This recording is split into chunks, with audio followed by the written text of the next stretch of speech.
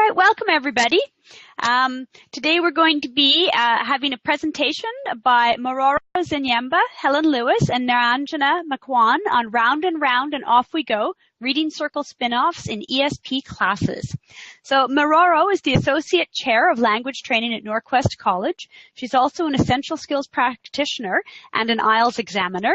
Naranjana is an ESL instructor at NorQuest. She's also an IELTS Examiner for Speaking and Writing. And Helen is an ESL instructor and Essential Skills Practitioner at NorQuest College. Right? I'm going to pass it over to Maroro now. Before we start, though, I'll just let you know that all three presenters are going to be speaking in turn. So after each presenter speaks, we'll be taking questions. Okay. All right, Maroro, over to you. Great. Thank you very much, Carol. No problem. Welcome, everybody. So here the title of our presentation is Round and Round and Off We Go, Reading Circle Spin-Offs in ESP Classes. So just to give you an idea of what we'll cover today, I'll give you a bit of background and history of the Reading Circle model. And then Helen will come in and discuss or give you information on the Reading Circles with a Bridge to Business course, which is one of the ESP courses that we have here at NorQuest College.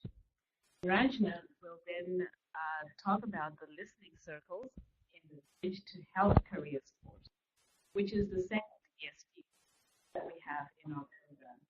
There'll then be some time for a discussion. Maroro, sorry, I hate to interrupt, but it sounds like you're coming in and out, the sound. Can you get your mic a little closer to you? Is that better? Can you hear me? Oh, that's much better. Okay, so I need to make sure it's really close. Yeah, I think so. Great, thank you. Okay, all right. So yeah, just let me know if I fade out. I don't want to keep going on without anybody hearing me. Okay, so yeah, we'll just give you a quick history of the Reading Circle models and then move into ESP courses and how this Reading Circle model was adapted in these courses. So to start off with, I will give a bit of background on the Reading Circle. What is a Reading Circle? Now, I just want to get a sense from the audience. How many of you are familiar with the reading literature circles or literature discussion circles? If you can just maybe raise your hand. Okay, good, good. So really what the reading circles, writing circles, that's different. What the reading circle is a combination of a literature discussion or literature circle. The purpose of the reading circle is to enable the learners to interact with the text in such a way that they, gain a deeper understanding and appreciation of what they're reading. It allows them to interact with the target language, in this case, English. So I think we have a problem with the hearing. Can everybody hear me?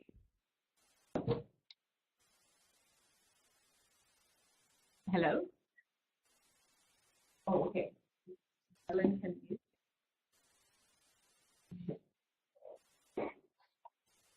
Okay, we're just trying to get that fixed.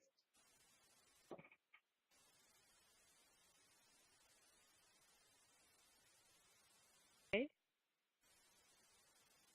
Is that better? Okay, good, good. All right then. So I was just saying here the Reading Circle module that we use here at the college really is a combination of the frameworks, the Literature Circle and the Reading Circle frameworks put together. Now, some of our instructors attended a conference a couple years ago, an ATESL conference, I believe, and saw a presentation, or they participated in a workshop/presentation where they learned about using the Reading Circle in the ESL classroom. So they took this model and adapted it to suit our learners here and came up with a module that we have been using now at the college for a couple of years. At the end of the day, what it is, the structure of the reading circle is you have a group of 5 students, 4 or 5 students. Ideal number is 5. And each student in that group is assigned a specific role. The roles here are the summarizer, contextualizer, connector, visualizer, and group discussion leader. I will go into more details a little later on in the presentation to describe exactly what those roles are. So basically, students work on one article, they read it, then they work on an independent assignment depending on their designated role. They also focus on vocabulary, target words that they identify and as words they don't know. And at the end of the day, the group comes back together and presents their article that they read to the rest of the class. So in a nutshell, that's the structure that we use in the reading. And so, like I said, some of our co-workers here got this idea from a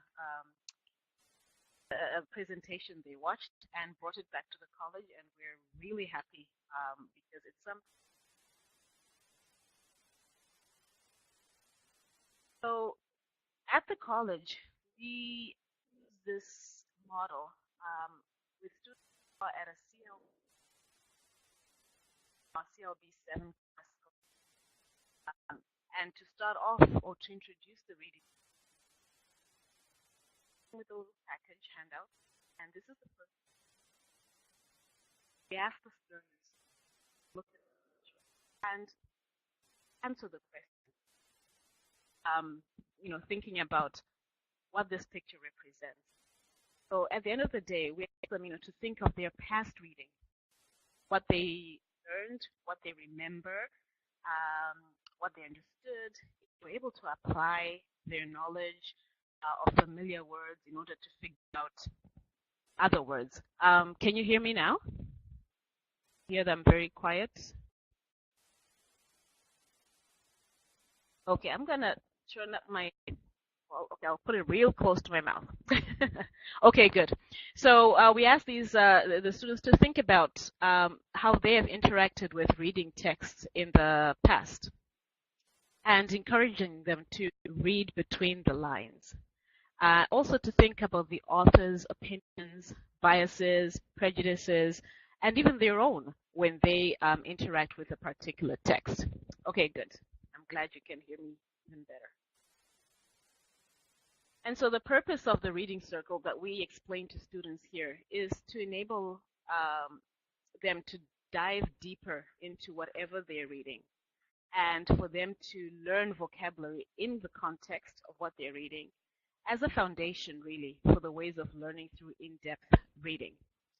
So we explain to the learners how the reading circle works, how they will be formed into teams, and how they will then present at the end. So we do this about ideally every 2 weeks. So the procedure at the end of the day, we assign the learners some reading materials or provide them with reading materials. Now here we use the Maclean's magazine. We have a subscription for it, so we've got constant supply. And students then select articles that they are interested in. To begin with, instructors may select articles for students just to get them started and to model what this assignment looks like. The roles are then assigned to the learners, and those are those roles I described earlier or told you earlier of the summarizer, contextualizer, visualizer, group discussion leader, and connector. Once the roles are assigned and the description is given to each student, they then work on their independent assignments. So the summarizer, for example, has to, in about a paragraph or so, using their own words, summarize what they've read. At this level, we're teaching the learners to be able to, well, some of the outcomes we have are for learners to be able to summarize a page or two of written text into paragraph form. So this is one way that this activity meets that learning outcome. The contextualizer has to list categories of background knowledge needed or required to understand the article. By background knowledge, we encourage students to think of categories such as geography. Where does this story take place? If there's some history behind the story, to look into the historical aspects.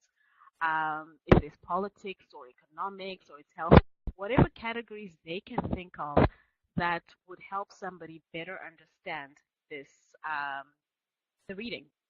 The visualizer has to look for images related to the reading. Now, in the Maclean's magazine, most articles already come with an image, but students are encouraged to find other images that are related to the story. They're also encouraged to look for graphs or graphical information, statistical information, if there is any related to that story.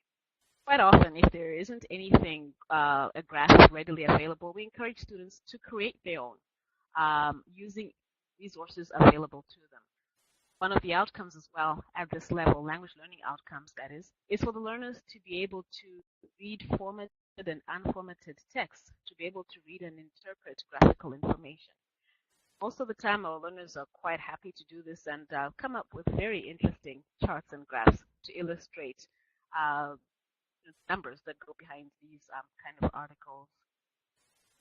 The visualizer also has to credit sources or where the images are taken from. Now, this is a big, learning teaching point for our learners because it leads into the whole session or lesson on plagiarism and giving credit for, or intellectual property, really.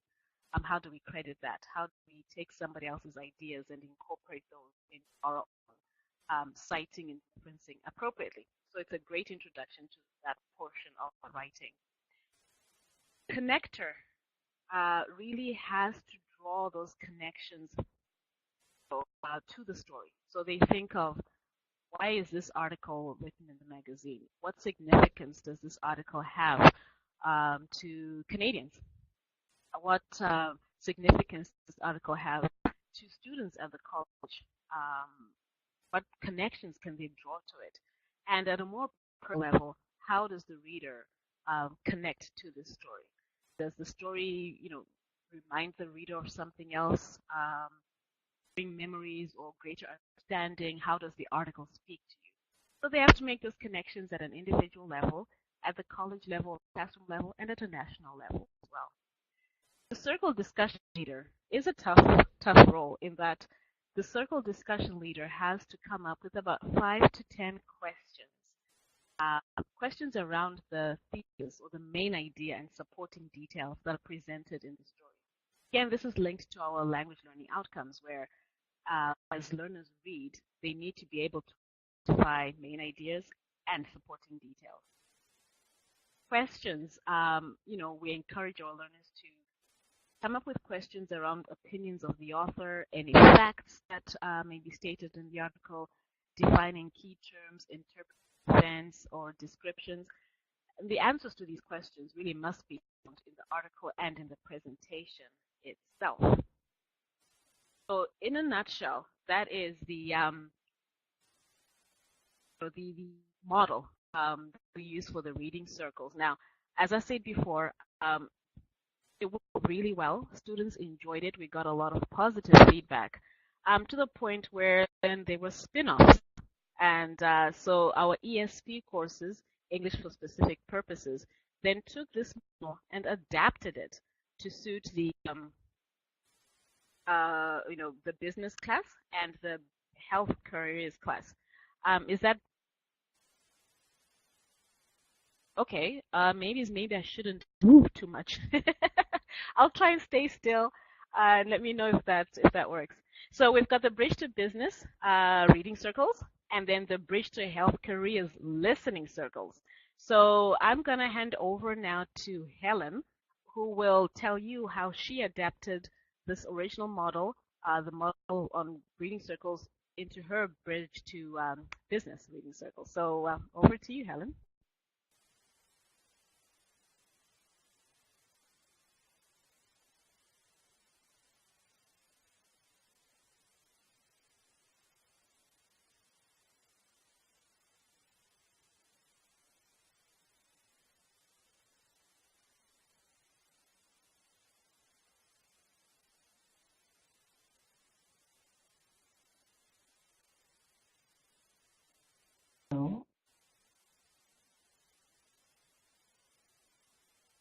How do I change this?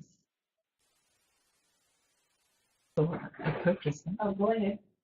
Is it okay now? Can you hear me? Okay. Yes. Okay. Thank you very much, Maroro. And welcome everyone to our session. So, before I begin my part of the presentation, can I get a show of hands for those of you who have taught a content-based ESL course for business purposes? Are there any of our listeners who have done that? Okay.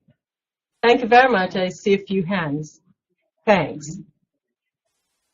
So my role today is to share with you how I adapted the reading circle model to my reading and writing course.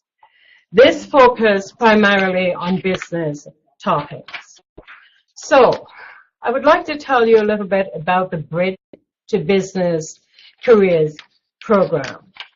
So in brief, it is a course that utilizes business content to facilitate CLB outcomes at about a CLB 7 level.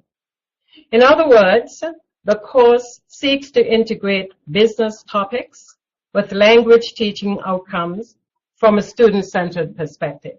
At our college, we do emphasize student-centered learning quite a bit. So we try to meet some of these objectives by engaging our students. A few examples of the topics might be helpful to you in gaining a better understanding of the ESP course. So we looked at customer service, starting a small business, marketing communications, and debt, savings, and investments, among other topics. So learners in this course, they select the course themselves, unlike our regular ESL classes where students are placed based on ESL scores. We find that giving the students this choice helps because some who are really interested can be successful. Some who are not quite sure, they can find out ahead of time whether or not this course is suitable for them. Actually, we did have a case where one student thought that she wanted to be working in a business environment in a job. I can't really remember if it was accounting or banking. But when she got into the course and she saw the detail of the content that we were using, she thought maybe she's not as interested in that. So it does help students to decide whether or not they want to be in such a course. So who are these students? I think it's instructive to look at our target market, like the students who are in the course. Basically, they're new immigrants. Some of them have worked in family businesses, or some of them have run their own businesses. Others have worked as accountants, bankers, or small business owners. Others still have business degrees. Now, we have quite a few students who came initially from Africa, who lived in Quebec briefly, got a business diploma there, then they moved to Alberta. But they just have a diploma or a degree. They do not really have any background or any experience in those fields. So they come to try to see how they can be helped to move into the careers of their choice. Then we have another group who believe that they would like to work in business, they would like a business career, but they're not really sure. So as you can see, quite a few different needs in the course, but each of them would like the language skills so that they can be active in their chosen careers. I would like to tell you a little bit now about the Reading Business Circle. I have sent a handout for those of you who are interested in looking at how the model is set up. So this is really a spin-off. It has some of the features of the original model, and it has some new features. Now, one of the differences is that the students work independently. Unlike the regular reading circle, where students work in groups, students are working independently, and they select an article of their choice. It didn't matter to me what source they used or what the topic was. All I was interested in is to get them exposed to a wide variety of business topics. So whether they chose it or they listened to presenters, their knowledge, I believe, would be increased as a result of listening to a diversity of topics. And as Maroro mentioned, we do emphasize sourcing because we do sometimes, as most institutions, have problems with students plagiarizing. So we ask the students to credit their sources. They have to present the title of the article. Also, they have to look at the publication, the date of publication, and the author. So we move on now to selecting the main points. Unlike the regular reading circle, students are not required to summarize the article. What they're required to do is to select the main points from the article and present that to the group. Sometimes they do have some problems because they're not able to differentiate between main point, for example, and supporting details. They also share their vocabulary similarly to what Maroro said. The students select words or phrases, they define those words, they present the definition and the part of speech along with the pronunciation. Then we have them present in class, and the students really are in control because they selected the topic, they selected the vocabulary, and now they want to share ideas with their classmates. So they do that. Although I allot 5 minutes for that presentation, it doesn't really work that way because they always seem to be quite interested in the topic, and it can go on for a long time. Sometimes, unfortunately, I have to ask them to wind it up so that we can move on. They also have to give an opinion of the topic. Once more, we run into problems because sometimes the students believe that since they selected it, the topic, they should agree with it. So we need to have some more work, I think, done on what it really means to provide a solid opinion on the topic. Finally, they field questions from their peer groups, and some of the questions can be quite interesting.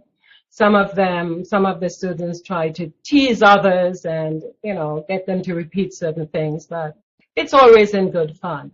So basically, this is the guideline that I use, and I do mark the students based on what they're asked to do. I would like to move on now to looking at the feedback. At the end of the term, which was last year, August, we administered a survey to the students. We asked about what they thought of the reading circle. So I'll share a few comments with you, and also I will share it in quote. That's exactly the way they stated it. So in general, we found that the comments were quite positive, and the students seem to have liked the vocabulary improvement segments because they found it enriching. They also felt that they benefited from all 4 skills, the receptive and also the productive skills. They also saw it as an opportunity to investigate new topics. So I'll just look at their comments. So for the question, did you enjoy the reading circle activity? The response, we investigated new vocabulary and topics every week, different topic and different vocabulary. Actually, it wasn't really every week, but maybe it appeared to be every week. And one said that it was interesting and they can work with different classmates, actually only in terms of the question period that they were working with others. The other question was, do you think the reading circle activity helped you learn more English? Comment, of course, communicating with classmates can improve speaking, listening at first, and reading and writing. And this question, do you think that doing the reading circle activity will be useful to you one day when you finish school? It has improved my skills. Now, these are the exact words of the speaker.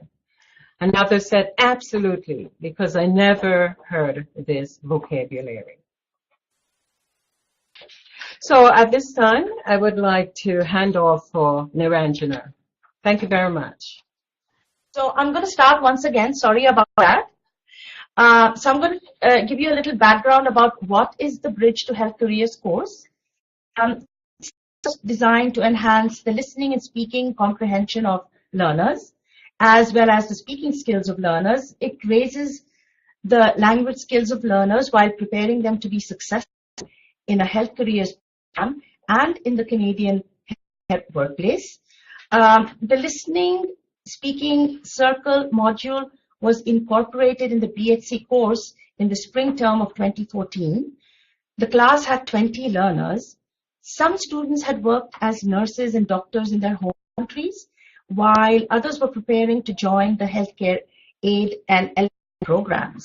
It was an interesting group because the students brought specialized knowledge and experience to the class.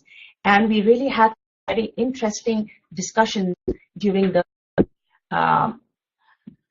preparations of the presentation projects that we were working on. So I'll go on to the next slide. So the listening circle, that's what we called our module. We called it the listening speaking or the listening circle. And we adapted it from what Maroro had described to you, the reading circle. So how was the reading circle model adapted and used in this course? It was adapted to suit the needs of the listening and speaking class. The focus was more on listening and speaking rather than reading and writing, though students did have some reading and writing when they were topics. The learners listened to short news stories or reports related to health that were available online on the CBC website. They wrote transcripts of the news, reports, and stories, found meanings of new words, and that's what we emphasized on a lot, listening and, writing transcripts. In doing so, they were exposed to a wide variety of medical language and terminology. The learners were able to improve their pronunciation skills as well as their listening skills. And I emphasize here that we used most of the stories on the CBC website. Now, how did I form the groups? I divided the class into 5 groups.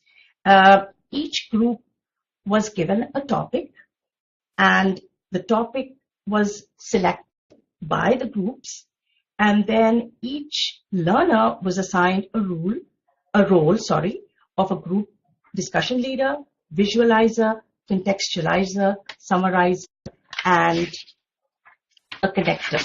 And Maroro has very well described what each role had to do. Learners had to work on their assigned roles and come to class prepared to present what they had worked on. Some class time and lab time was provided for the group to work together and have meetings.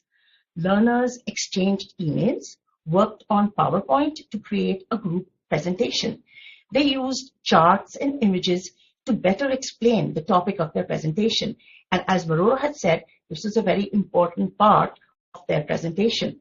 Some of the topics, the reports from CBC were like Lyme disease, cold comfort for flu sufferers, nutrition, traffic lights.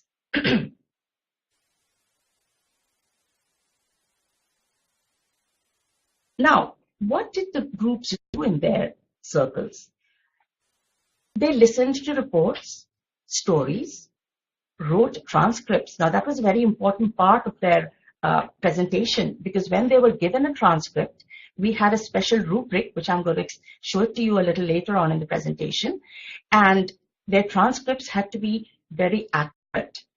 They created PowerPoint presentations, and then they presented in class. And the presentation was usually about 8 to 10 minutes long.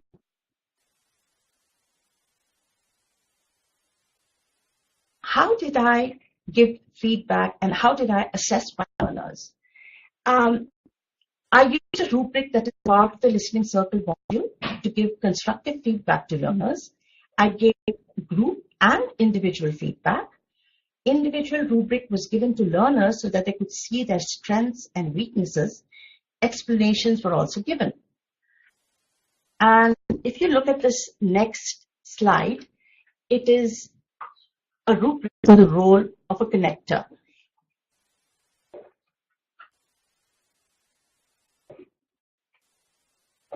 And I'd just like to zoom in a little bit to give you a little clearer picture of what the rubric looks like.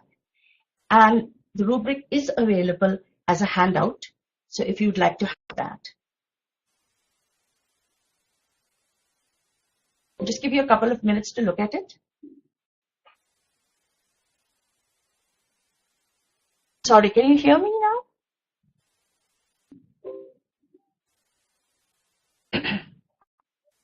So this rubric is for the role of a connector. And I'd also like to show you a sample of the rubric of the transcript.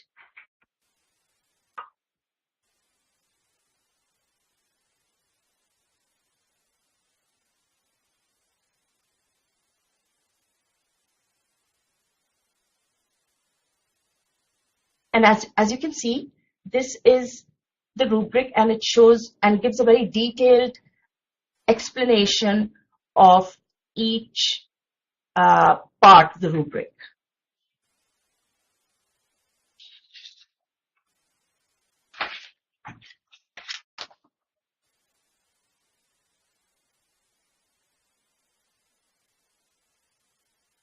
Okay, I'd like to move on to the next part.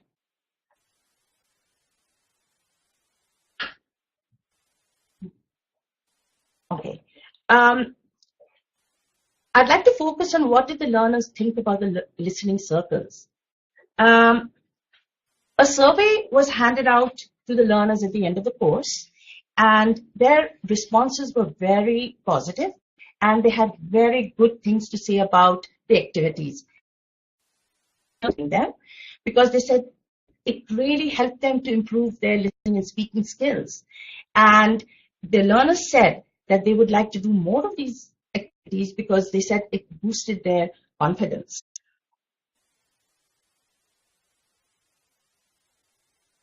And I'd like to share with you some of the testimonials of some of what the things that the students have said about the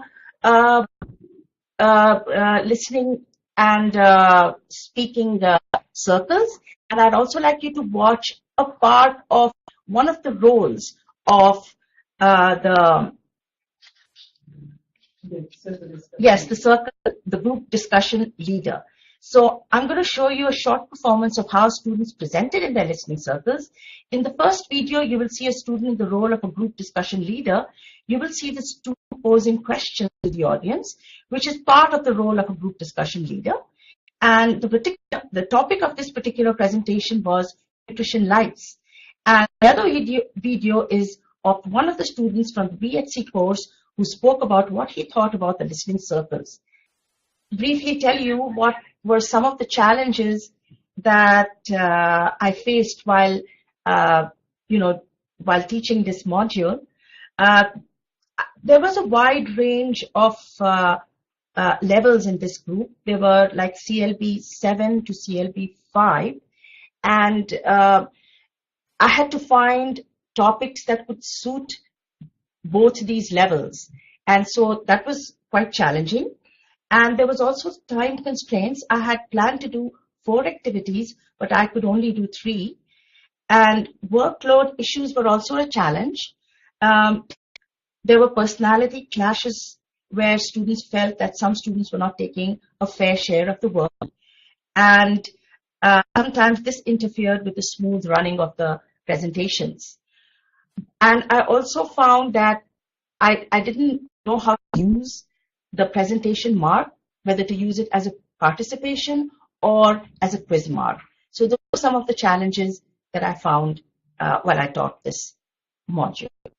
Now I'd like to turn the presentation over to Helen, who would like to talk to you a bit about the challenges in the bridge to business. Thank you. Thank you, Niranjana. So, what were some of the challenges? Can everyone hear me? Thank you. Thank you. So, as Niranjana said, there were many challenges. One is around the time. I wanted to complete 8 sessions, but I managed to finish 4. Why? Because sometimes, I had to interrupt the students. Sometimes they were so engaged, they were so motivated, they felt so strongly about their presentations that they did not want to stop. So that was a real challenge, getting them to adhere to some time constraints. Another, similarly to Niranjana, is the skill levels. Now I had 6, 7, 8 in one class. So trying to strike the balance between those who are at the lower levels, the lower end of the scale, and those that were at the higher was often very difficult. Although we tried to go in the middle, like at a CLB 7 level, managing that widespread was really very, very taxing. The other issue I found was the level of critical thinking skills. As I mentioned earlier, the students thought that because they selected the article and they liked it, they had to agree. So I think that, in future we have to be deliberate about teaching critical thinking skills so that the students will begin to look at articles in a way that would provide more deep learning than surface learning. So those were some of the challenges. I would like to move on now to some of the highlights. So, as I said earlier, one of the objectives was to make the reading circle student-led, student-centered. So students really seemed to like that part of it. They felt somewhat in control of their learning, and that was very good to see. Another was the questions that were generated as a result of the presentations. For example, in one case, one student's topic was Alibaba, which is a Chinese equivalent of Amazon. And so this student who presented was Chinese. So some of the other students asked, well, why did a Chinese company choose an Arabic name for itself? So of course, I think it was meant in good fun. There was some chuckling going on there. Surprises, for the most part, it was a source. Some of them went beyond the ones that I initially pointed out to them, and they looked at other magazines. Also, it was a surprise that not really a surprise, sorry.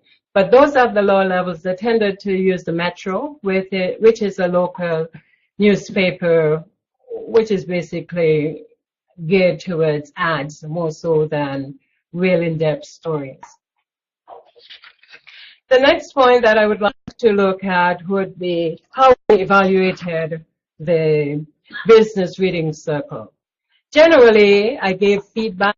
I commented on the strengths of the presentations, along with what they needed to do next time to improve. For me, similarly to Angela, it was hard trying to devise an appropriate mark, but what I ended up doing was to allot mark for the presentations, and I rolled that into their participation mark. So I think maybe that's one area we might look at next time to see if we can really evaluate this business reading circle. And questions and comments. The question that I faced after I completed this course was, what adjustments should we make to make the reading circle more effective?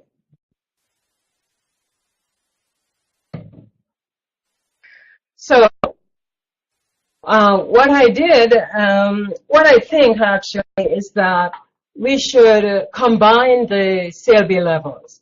We should either recommend a 6 and 7 combination or a 7 and 8 combination.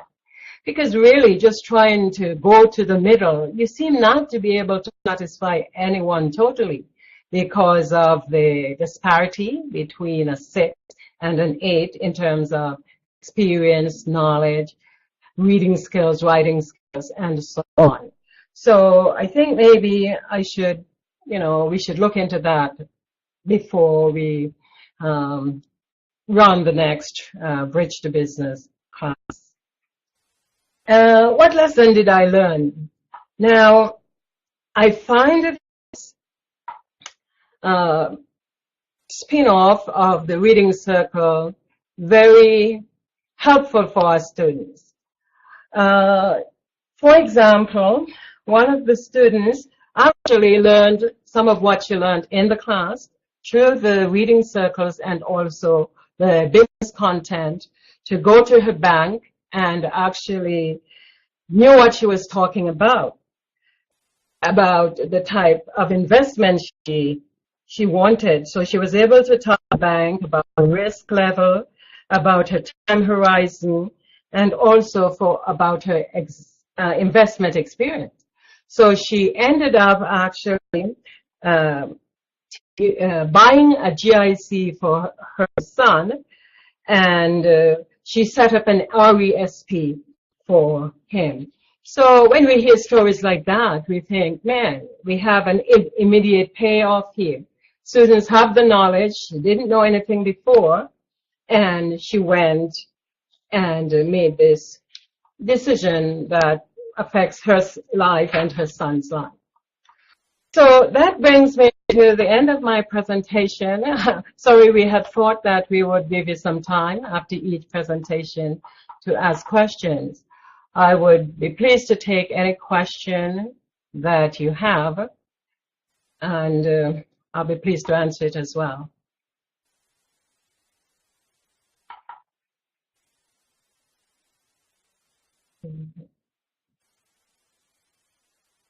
Are there any questions?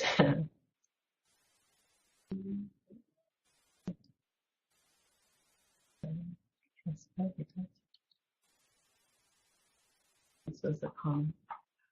Okay, if there are no questions, oh, there's a question.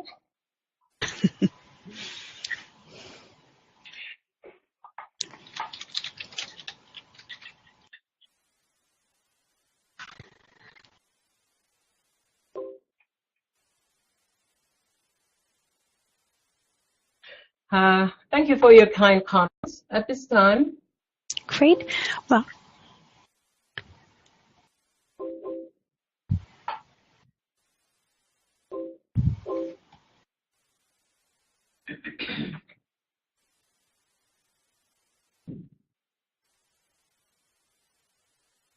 Okay.